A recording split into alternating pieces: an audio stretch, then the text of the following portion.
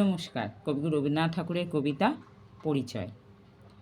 একদিন তরীখানা থেমেছিল এই ঘাটে লেগে, বসন্তের নতুন হাওয়ার বেগে। তোমরা শুধাইছিলে মোরে ডাকি, পরিচয় কোনো আছে নাকি? আমি শুধু বলেছি, কে জানে। নদীতে লাগিল দোলা, বাঁধনে পড়িল টান, একা বসে গাহিলাম যৌবনের বেদনার গান। সেই গান শুনি কুসুমিত তরুতলে তরুণ তরুণী, তুলিল অশোক মোর হাতে দিয়া, তারা কহিল এ আমাদেরই লোক।